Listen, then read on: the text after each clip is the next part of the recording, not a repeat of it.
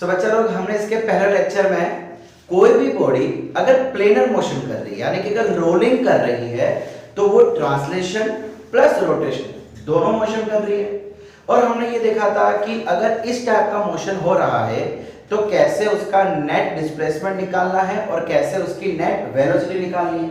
सो अगर आपको याद हो तो हमने कुछ एक ऐसी चीज देखी थी, displacement of any point with respect to ground is displacement of center of mass with respect to ground plus displacement of point with respect to center of mass। याद है ना, यही देखा था हमने कल। कैसे निकाला था इसको? हमको क्या चाहिए होता है, देखो हमारे पास अवेलेबल क्या होता है, displacement of point with respect to centre of mass. क्या इसको मैं ऐसे लिख सकता हूं? बिल्कुल। और ये क्या होता है, विद रिस्पेक्ट टू ग्राउंड होता है। सो इसको यहां ले आओ। सो ये point with respect to centre of mass and ये centre of mass with respect to ground is equal to point with respect to ground. Similarly velocity का भी यही चीज देखी थी, velocity of point is equal to velocity of centre of mass and velocity of point with respect to centre of mass. समझ आया? इस दो चीजों को याद रखना है।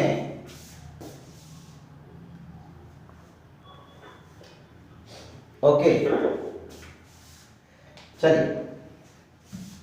सो बच्चों लोग, अब आज हम एक काम करते हैं, पहले इसका एक क्वेश्चन देख लेते हैं जो कि आपके जेडब्ल्यू 2004 में पूछा गया है। बहुत ही सिंपल क्वेश्चन था। अगर आपको कॉन्सेप्ट याद है, कल का लेक्चर याद है, तो आप इस क्वेश्चन को चुटकियों में सॉल्व कर पाओगे। आप बोलोगे क्या जेडब्ल्यू में इतना इजी क्वेश्चन? देखिए क्या क्वेश्चन है, हमको एक बॉडी दे रखी है, उसके 3 पॉइंट दे रखे हैं, O, ये A और यहां पे करीब B। Am I right? Yes। And हमको बोल दिया गया है, सॉरी इसको यहां ले लेते हैं, ये R1 और ये R2। क्वेश्चन में दिया गया है कि किसकी वेलोसिटी ज्यादा होगी, किसकी वेलोसिटी कम होगी, और कहा हुआ है कि centre of mass v velocity के साथ आगे बढ़ रहा है एंड ओमेगा के साथ रोटेट कर रहा है और इसकी रेडियस दे दी है कैपिटल R। किसकी वेलोसिटी ज्यादा होगी, किसकी कम होगी? ऑप्शन दे रखा है va is greater than vb is greater than vo, या vb is greater than va is greater than vo is greater than va, या फिर va is equal to vb and और ऑप्शन क्या दे रखा है, vo is equal to va by 2 and last option दे रखा है vo is greater than vb less than va। चलिए बता सकते हैं आप लोग? चलिए फटाफट इसका आंसर ढूंढ के बताइए मुझे, हरी अप। तो बच्चा लोग देखो, हमको वेलोसिटी A, B और O की पूछी गई है, ठीक है? ये पॉइंट A ले लेते हैं। अब पॉइंट A पे कौन कौन सी वेलोसिटी लग रही है? एक तो सेंटर ऑफ मास वाली ये वेलोसिटी, और दूसरी रोटेशन के कारण क्या ऐसी कोई वेलोसिटी लगेगी? सोच के बताना बच्चा लोग। इसके ऊपर कहां लगेगी वेलोसिटी? सॉरी, कुछ इस डायरेक्शन में लगेगी, ये यूं घूम रहा है ना, ये यानी कि ये कैसे लगेगी? टेंजेंशियल मतलब इस टाइप से।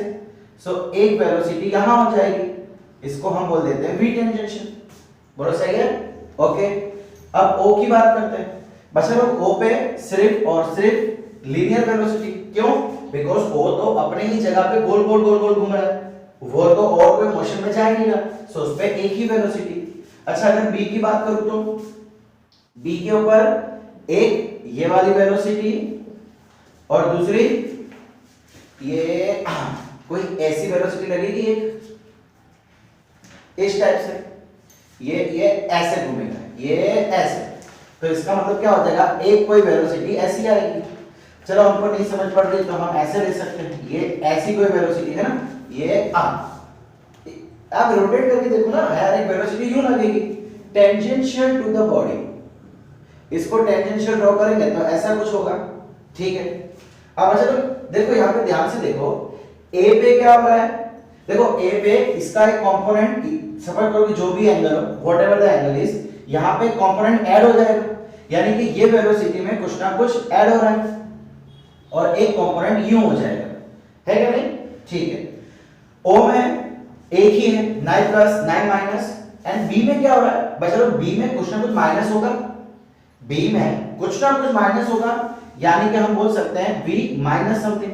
अब आप खुद सोच के बताओ, इसकी v प्लस समथिंग, इसकी v माइनस समथिंग, कौन सी बड़ी है कौन सी छोटी है? साफ साफ मालूम पड़ रहा है कि v प्लस समथिंग सबसे बड़ी है, फिर एग्जैक्टली v माइनस समथिंग। भाई v की कोई वैल्यू एज्यूम कर लो, tan एज्यूम कर लो, चलो। सो इसमें tan प्लस समथिंग, इसकी एग्जैक्टली tan और इसकी tan माइनस समथिंग। सो कौन सी बड़ी वैल्यू होगी? सीधी सी बात है प्लस वाली, यानी VA is greater than VO is greater than VB। बच्चा प्रैक्टिकल क्वेश्चंस होते ही है, एक सेकंड में दो सेकंड में सॉल्व हो जावे वैसे, ठीक है, समझ आया यहां तक? चलिए अब हम बात कर लेते हैं कुछ एक्सेलरेशन की, बड़े आगे।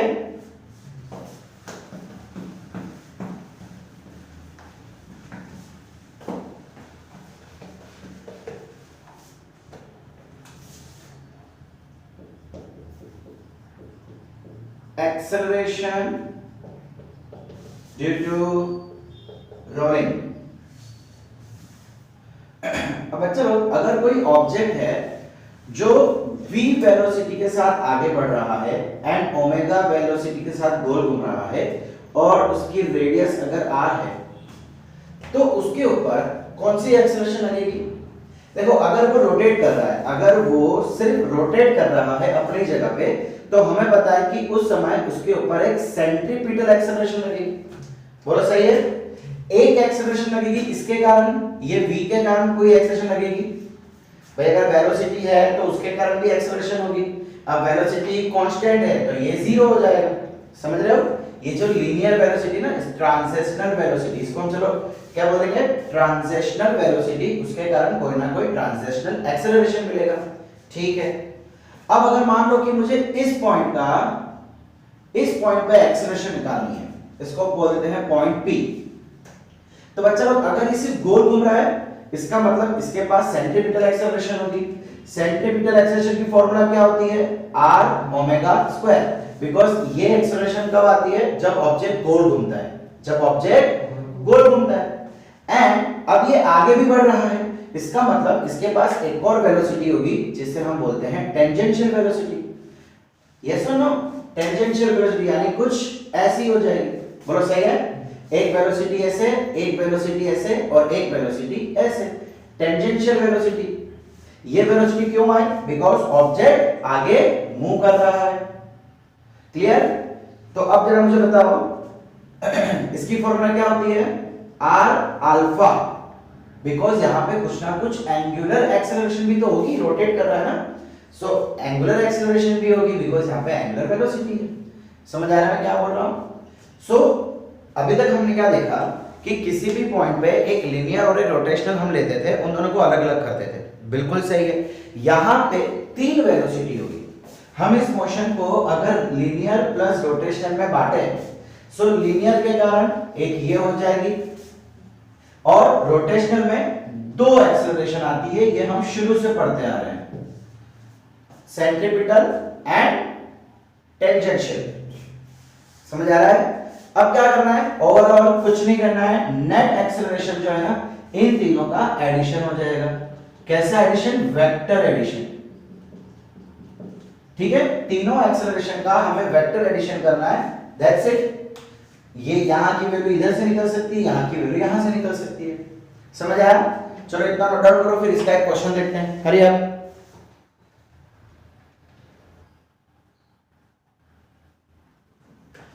ओके।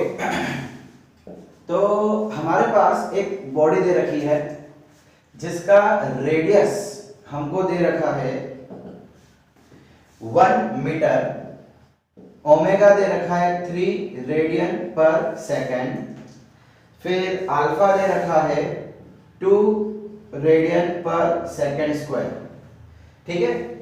और एक पॉइंट है जो इधर दिया हुआ है P।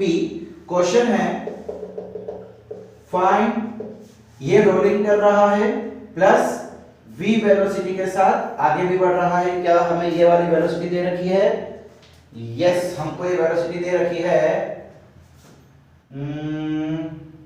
10 metre per second and time दे रखा है इधर का 2 सेकंड, ठीक है। Find the acceleration of point P with respect to ground।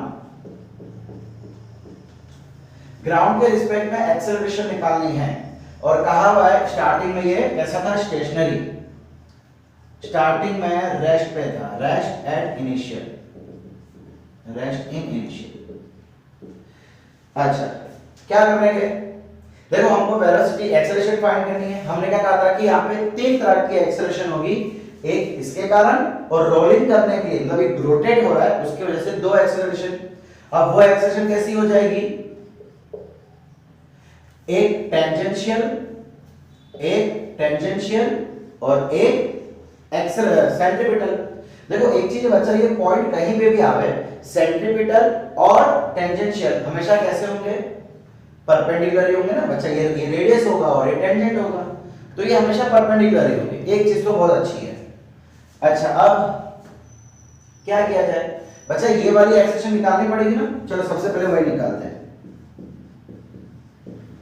Acceleration due to translation motion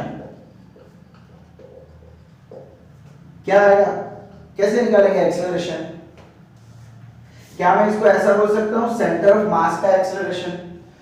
because translation में जो वेलोसिटी लग रही है वो किस पे लग रही है? सेंटर ऑफ मास पे लग रही है ना। ओके, सो ये कितना हो जाएगा? Change in velocity upon change in time.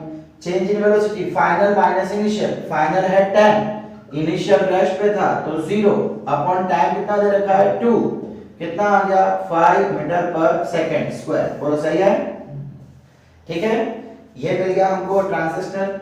अब एक्सेलरेशन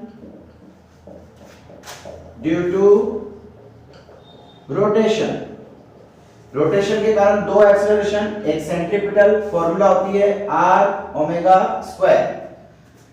r की वैल्यू कितनी दे रखी है? 1 इनटू ओमेगा की वैल्यू देखिए 3 1 3 रेडियन पर सेकंड स्क्वायर। रेडियन होगी कि मीटर होगी?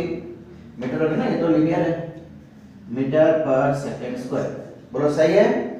टेंजेंशियल फॉर्मूला क्या होता है? r into alpha, r1 alpha 2, सो ये हो गया 2 मीटर पर सेकंड स्क्वायर। तीनों की वैल्यू मिल गई। सबसे बेस्ट पार्ट, तीनों की वैल्यू मिल गई। अब तीनों का डायरेक्शन देखो बच्चा लोग, क्या आपको ये ट्रांजिशनल एंड टेंजेंशियल दोनों एक ही लाइन में दिख रहा है? ये एक्सेलरेशन भी इधर, ये एक्सेलरेशन भी इधर, दोनों एक ही लाइन में है, तो क्या हम ऐसा कह सकते हैं कि दोनों ऐड हो जाएगा? यानी कि टेंजेंशियल भी इधर एंड ट्रांसलेशन भी इधर, और उसके 90 डिग्री पे सेंट्रीपिटल। देखो एक चीज मैंने बोली थी, याद रखना कि सेंट्रीपिटल एंड टेंजेंशियल हमेशा परपेंडिकुलर रहेगी, हमेशा। अरे बच्चा सेंट्रीपिटल मतलब रेडियस हो गया एंड टेंजेंशियल मतलब टेंजेंट हो गया, तो रेडियस और टेंजेंट में हमेशा 90 डिग्री बनता है, हमें पता है। ओके, सो इसका नेट एक्सेलरेशन कुछ यहां से निकलेगा। चलिए कैसे फाइंड करेंगे हम नेट एक्सेलरेशन? अच्छा, इसका जो देखो सेम डायरेक्शन में वेक्टर है तो सिंपली ऐड हो जाएंगे। सो 80 ट्रांसलेशनल प्लस टेंजेंशियल कितना हो जाएगा? 5 प्लस 2 7 हो जाएगा। 5 plus 2 7 metre per second square. बोलो सही है? और सेंटीमीटर कितना है? 3 मीटर पर सेकंड स्क्वायर। बस, तो 7 का एंड 3 का वेक्टर एडिशन। अच्छा, वेक्टर एडिशन में 90 डिग्री है तो हम क्या करते हैं? याद है ना? a1 square plus a2 square plus 2a1 a2 cos 90 के 0, तो ये पूरा टर्म कट। क्या बचा? a1 square plus a2 square, 3 square plus 7 square, 9 plus 49, ये हो जाएगा 58। 58 का स्क्वायर रूट जो होता है कर लो, हमारा answer. So net acceleration will be, क्या हो जाएगा? 58 का स्क्वायर रूट, चलो करते हैं, 2 2 जा 4 1 9 आएगा 58 का, 2 2 जा 4 89 नहीं आएगा, तो बस हमारा answer square root of 58 metre per second square. Okay, अब अगर मान लो ये चीज एमसीक्यू में आती है तो रूट 58 कर लो तो पॉइंट में कुछ आंसर आएगा। समझ आया बच्चा लोग? अच्छा स्टूडेंट्स, एक गलती से मिस्टेक हो गई, यहाँ पे ओमेगा स्क्वायर है, मतलब 3 स्क्वायर, तो 3 3 जा 9 आएगा। ओके, सेंटीमीटर कितना है?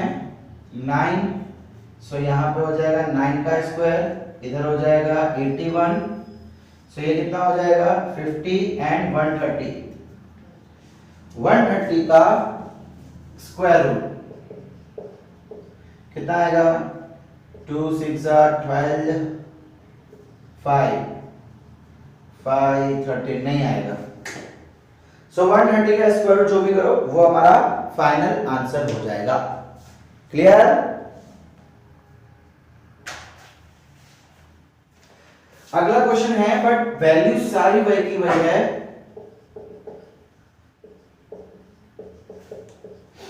अब हमको ये जो पॉइंट है ना, ये पॉइंट हमको यहां ना देते हुए यहां कहीं दे दिया है, ठीक है? ये पॉइंट जो बोल रहे थे हम Q, ये सेंटर ऑफ मास। अब इस पे किस तरह की वेलोसिटीज ऐड करेगी? देखो, एक टेंजेंशियल और एक सेंट्रीपिटल। हमने देखा हुआ है कि सेंट्रीपिटल एंड टेंजेंशियल में कंपलसरी 90 डिग्री होते हैं। अब प्रॉब्लम यह है कि तीनों वेलोसिटी एक डायरेक्शन में नहीं है। देखो ना, एक डायरेक्शन में नहीं है। क्या करेंगे अब? देखो, अगर इसकी मैं वेक्टर डायग्राम ड्रॉ करूं, सो ये कुछ वेक्टर डायग्राम है, ठीक है? अच्छा बच्चों लोग, ये 90 डिग्री है, तो इन दोनों का तो हम वेक्टर निकाल सकते हैं। इन दोनों का वेक्टर कुछ इधर आएगा,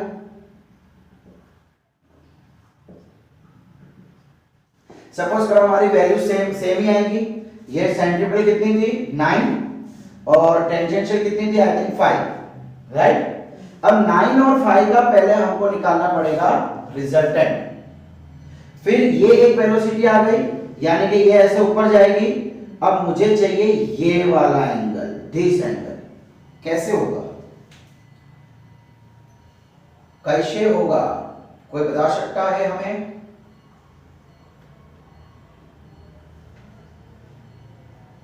ये एंगल निकालना है।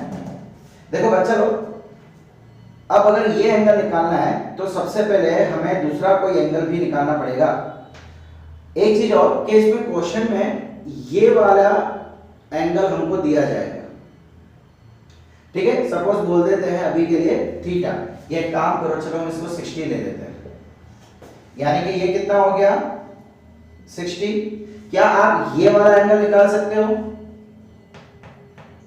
दिस एंगल सीखा था ना हमने। अगर मैं इसको अल्फा बोल दूं, भूल गए बच्चा लोग? Very good. अगर मुझे ये एंगल निकालना है तो हमारे पास फॉर्मूला थी ना, tan alpha is equal to, या तो फिर alpha is equal to 2b sin theta upon a plus b sin। याद आया कुछ? वेक्टर्स वाले चैप्टर में हमने एंगल निकालना सीखा था। तो इस समय ये मेरा a हो जाएगा और ये मेरा b हो जाएगा, तो यहां से आपको ये एंगल मिल जाएगा, ठीक है? जो भी एंगल मिले। चलो अभी मैं अल्फा लेके चलता हूं। अब बचा ये वाला एंगल। बचा ट्रायंगल के अंदर कितना एंगल होता है? 180 होता है। सो क्या ये एंगल मिल जाएगा? चलो अभी के लिए मैं इसको बीटा बोल देता हूं। अल्फा कैसे मिला? फॉर्मूला से, जिसमें आपका ये ए हो जाएगा, सॉरी ये ए होगा एंड ये बी होगा। जहां पे एंगल बनता था वेक्टर ए वेक्टर बी, हमें जिसके रिस्पेक्ट में सॉरी ये वेक्टर बी, हमें जिसके रिस्पेक्ट में एंगल निकालना होता था उसको हम ए लेते थे और बाजू वाले को बी लेते थे। सो हमें इसके रिस्पेक्ट में निकालना एंगल, तो ये ए और ये बी, फॉर्मूला लगा सकते हो, वैल्यू मिल जाएगी। फिर अच्छा यहाँ पे जो हमने साइन थीटा लिखा था, थीटा मतलब यहाँ पे 90 होगा, तो ये एंगल मिलेगा, सॉरी ये 180 से ये मिलेगा और फिर वर्टिकली ऑपोजिट हो गया, सो ये भी एंगल बीटा। अब इन दोनों का वेक्टर एडिशन कर लो, ये आपको होमवर्क में करना है इसलिए दे रहा हूं, ठीक है? क्लियर हुआ?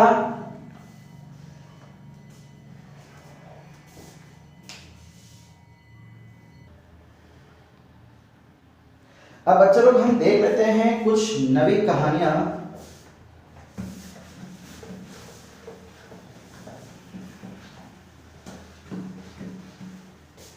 देखिए हमने अभी तक एक्सेलरेशन, वेलोसिटी, डिस्प्लेसमेंट देखा तब जब कोई ऑब्जेक्ट रोलिंग कर रहा है। अब अगर बच्चे लोग इसी समय मतलब जब ट्रांसलेशनल प्लस रोलिंग है प्लस रोटेशन है, इन शॉर्ट प्लेनर मोशन आप कह सकते हैं, या तो फिर इसी को आप रोलिंग कह सकते हैं। तो बच्चों लोग उस समय क्या होगा, हमें तीन चीजें आज देखनी है। एक लीनियर मोमेंटम, दूसरा एंगुलर मोमेंटम एंड तीसरी काइनेटिक एनर्जी। देखो ध्यान से सुनना और इसको याद रखना। इसके डेरिवेशंस, इसके प्रूफ अगर आप बोलोगे तो मैं आपको दे दूंगा, बट एग्जाम में फिलहाल इसके प्रूफ नहीं आते हैं, ना ही कॉम्पिटिटिव एग्जाम में आते हैं, ठीक है? क्या करना है हमको? देखो लीनियर मोमेंटम, जब कोई ऑब्जेक्ट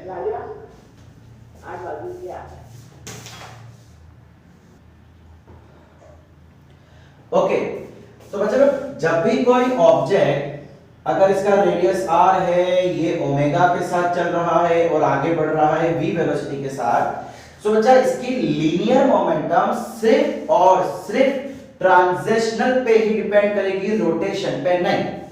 रोटेशन पे डिपेंड नहीं करेगी, मतलब इसकी फॉर्मूला हो जाएगी m into v/c/m। मोमेंटम की फॉर्मूला क्या होती है? mv होती है ना, लीनियर मोमेंटम। सो m into v, लेकिन v कौन सा? सेंटर ऑफ मास का। देखो यहां से इस टाइप का क्वेश्चन बन के आ सकता है कि एक ऑब्जेक्ट है, रेडियस है इसका r एंड इसकी ओमेगा है दी हुई है 2 रेडियन पर सेकंड, इसका मास हमको दे रखा है सपोज 3 kg और इसकी लीनियर वेलोसिटी हमको दे रखी है 5 मीटर पर सेकंड। एक दूसरा ऑब्जेक्ट है, सब कुछ सेम है, everything is same, sorry for my bad writing. अब इसका ओमेगा हमको दे रखा है 5 रेडियन पर सेकंड। अब हमसे पूछा गया है what is linear momentum, what is linear momentum p। तो बच्चा लोग दोनों का p सेम होगा, 5 3 15, 5 3 15 अलग नहीं होगा। बच्चे यहाँ पे कंफ्यूज हो जाते हैं कि यार ओमेगा अलग है, फिर कोई बात नहीं, लीनियर मोमेंटम सिर्फ और सिर्फ m v पे डिपेंड करती है, रोटेशन पे डिपेंड करती नहीं है। याद रखना, प्लीज याद रखना, ठीक है? क्लियर हुआ? अब अगर बच्चा लोग आपको एंगुलर मोमेंटम बोला जाए तो एंगुलर मोमेंटम तो दोनों का अलग अलग होगा। आपको क्या करना पड़ेगा? ट्रांसलेशनल प्लस रोटेशन में उसको बांटना पड़ेगा। अच्छा एंगुलर मोमेंटम क्या होती है ट्रांसलेशन की? बच्चा अगर आपको याद हो तो हम किसी भी पॉइंट का, किसी की भी एंगुलर मोमेंटम किसी पॉइंट के अबाउट फाइंड कर देते हैं, याद है? सपोज करो कि ये पॉइंट है तो ये डिस्टेंस दे दिया हमने r, तो सेंटर ऑफ मास की एंगुलर मोमेंटम या किसी की भी angular momentum about a point कैसे दिया जाता है? m v r perpendicular. याद आया कुछ? Angular momentum of any point with respect to a point जिसका डिस्टेंस r है, सो कितना दिया जाएगा? m v r perpendicular. And जब भी कोई बॉडी रोटेट होती है तो उसका एंगुलर मोमेंटम कितना आता है?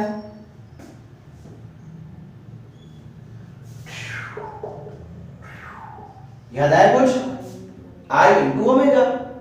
अरे हमने पढ़ा तो था, इसका सिंपली हमने रोटेशनल कर दिया।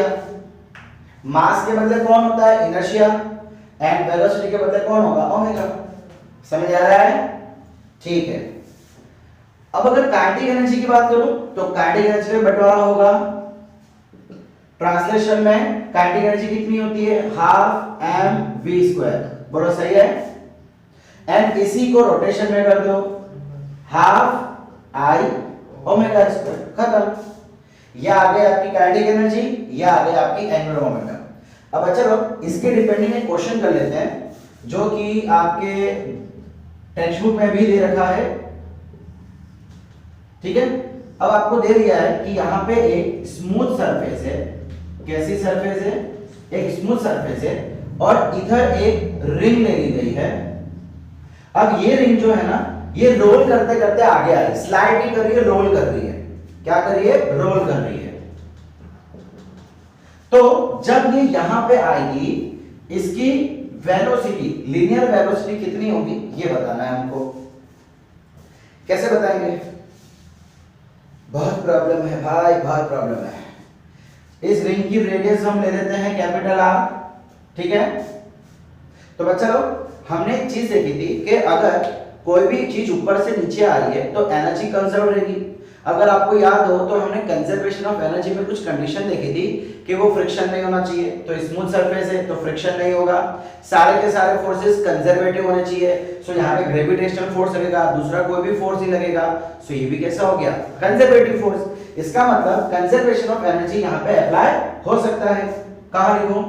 ये मिटा के लिख रहा हूं, जिसको स्क्रीनशॉट लेना ले लो फटाफट। ये ऊपर वाले का 1 2 3 4 एंड 5। चलो आगे बढ़ो।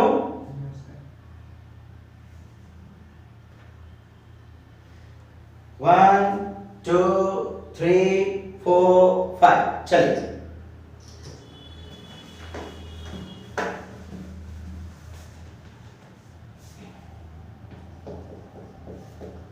according to conservation of energy।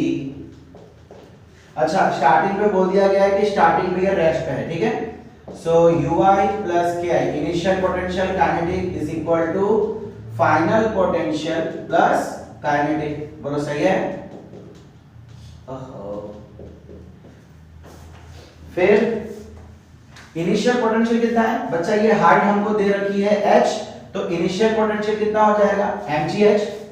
Initial kinetic, क्या काइनेटिक एनर्जी इनिशियल होगी? वो तो रेस्ट पे है, तो हाफ mv स्क्वायर 0। बच्चा रोल कर रहा है, ये वाली काइनेटिक एनर्जी ये 0 और ओमेगा भी 0।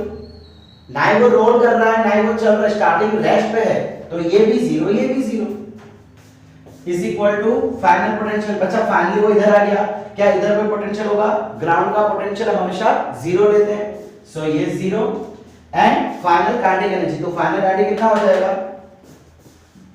Half M V square plus half I omega square. बच्चा लोग हमें क्या चाहिए? हमें चाहिए वेलोसिटी, यानी ये वाली वेलोसिटी। तो उसको सब्जेक्ट बनाओ। तो ये हो गया। देखो मास कितना रखा है? क्या रिंग का मास दिया है? नहीं, हम कैपिटल एम ले लेते हैं। ठीक है, M G H is equal to half common ले लेते हैं, यहाँ पे M V square plus half बाहर ले लिया इनर्शिया। बच्चा रिंग का इनर्शिया क्या होता है? रिंग का inertia M R square. M R square याद रखना पड़ेगा, अगर आपको याद नहीं है लिस्ट बनाओ, उसको लर्न करो अच्छे से। तो inertia M R square omega. बच्चा ओमेगा हटाना पड़ेगा, हमें तो वेलोसिटी चाहिए, तो हमारे पास एक फॉर्मूला होता है ना, v is equal to R omega. So omega is equal to v by R. So omega के बदले हम क्या रखते हैं? v by R. सो ये क्या हो जाएगा? v square by r square. बोलो सही है? यस और नो? सो ये कर दिया। बच्चा आपने एक चीज ऑब्जर्व की, ये कंडीशन कैसी है? जहां पे आपकी लीनियर काइनेटिक एनर्जी और रोटेशनल काइनेटिक तो सेम हो गए। देखो half mv square half mv square. आपको कई बार एग्जाम में आता है कि इस समय काइनेटिक एनर्जी कैसी होगी? कुछ नहीं, जो हमने क्या करके देख लो। सो ये क्या हो गया? mgh is equal to half mv square plus mv square 2mv square. ये कट हमें क्या फाइंड करना है? अच्छा m से mv cut v square find करना है, तो क्या मैं ऐसा बोल सकता हूं v is equal to root of gh। बोलो सही है? सो बस हाइट अगर आपको दे रखी है तो हाइट क्यों रखो, g तो 10 ले सकते हैं, we will get our answer v। Okay, तो बच्चों लोग आपके बुक का एग्जांपल नंबर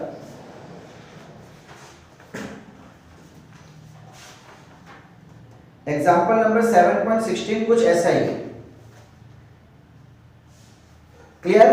उसमें आपको एक रिंग, एक सिलेंडर और एक सॉलिड स्फीयर बोल दिया गया है। तो तीनों के इनर्शिया देखा है, सिलेंडर का भी इनर्शिया हमने देखा है, सॉलिड स्फीयर का भी देखा है। सो चेंज का आएगा, खाली इधर चेंज आएगा, बाकी पूरा मेथड सेम रहेगा।